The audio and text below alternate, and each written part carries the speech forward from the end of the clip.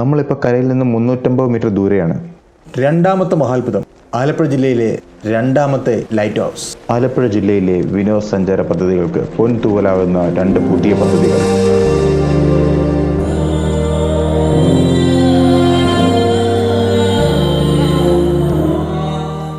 വീഡിയോയിലേക്ക് പോകുന്നതിന് മുമ്പ് നിങ്ങൾ അവസാനം വരെ വീഡിയോ കാണുക, സബ്സ്ക്രൈബ് ചെയ്യുക, ഒപ്പം ബെൽ ബട്ടൺ ക്ലിക്ക് ചെയ്യുക. വീഡിയോ ഇഷ്ടമായെങ്കിൽ ലൈക്ക് ചെയ്യാനും ഷെയർ ചെയ്യാനും മറക്കരുത്. വലിയഴിക്കലെ വിസ്മയങ്ങൾ തീരുന്നില്ല. ആകാശം മുട്ട ഉയർന്നു നിൽക്കുന്ന നീലയും വെള്ളയും ചായമടിച്ച ഒരു പടുക്കൂറ്റൻ ലൈറ്റ് ഹൗസാണ് അടുത്ത വിസ്മയം. രാജ്യത്തെ 197ാമത്തെ ലൈറ്റ് ഹൗസാണ്. സാധാരണ ലൈറ്റ് ഹൗസിൽ നിന്നും വ്യത്യസ്തമായി 5 വശങ്ങളുള്ള പെന്റഗൺ ഷേപ്പ് ലൈറ്റ് ഹൗസാണ് ഇവിടുത്തേത്. 41.26 മീറ്റർ ഉയരമുള്ള ഈ ലൈറ്റ് ഹൗസിന്റെ ചെലവ് 10 കോടി രൂപയാണ്. കടലിലെ അപകടങ്ങൾ കുറയ്ക്കുവാനും മത്സ്യത്തൊഴിലാളികൾക്കും കപ്പലുകൾക്കും ദിശ അറിയാനും നിലവിൽ കൊല്ലം തങ്കശ്ശേരി കഴിഞ്ഞാൽ ആലപ്പുഴ ലൈറ്റ് ഹൗസാണുള്ളത്. വലിയഴിക്കൽ ലൈറ്റ് ഹൗസ് പ്രവർത്തന സജ്ജമാകുന്നതോടുകൂടി കടലിൽ 20 നോട്ടിക്കൽ മൈൽ അഥവാ 51 കിലോമീറ്റർ ദൂരം വരെ സിഗ്നൽ നൽകുവാൻ ഇതിന് സാധിക്കും. ഉയരത്തിന്റെ കാര്യത്തിൽ 46 മീറ്റർ ഉയരമുള്ള പുതുപൈപ്പിൻ കഴിഞ്ഞാൽ കേരളത്തിലെ രണ്ടാമത്തെ ഉയരമുള്ള ലൈറ്റ് ഹൗസാണ് വലിയഴിക്കലേത്. ഒപ്പം കപ്പലുകളുടെ സ്ഥാനം നിർണ്ണയിക്കുന്ന national automatic identification system for shipping direction and speed NAIS സംവിധാനവും ഇവിടെ ഉണ്ട്. കൂടാതെ മുകളിൽ ഒരു മ്യൂസിയവും അതിലേക്ക് എത്തുവാൻ വേണ്ടി ലിഫ്റ്റും ലൈറ്റ് ഹൗസിൽ സജ്ജമാക്കിയിട്ടുണ്ട്.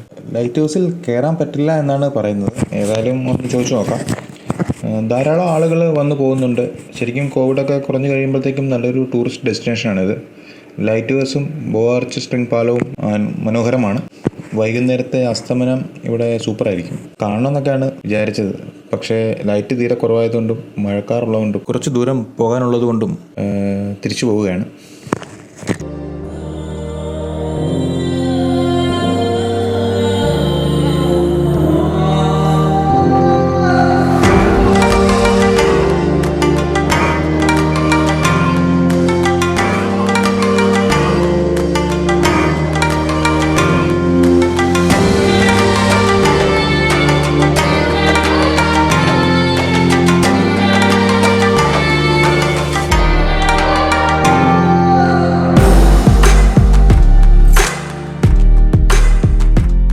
അസ്തമനത്തിൽ ഇതിൻ്റെ മുകളിൽ നിന്നുള്ള കാഴ്ച അതിമനോഹരമാണ്.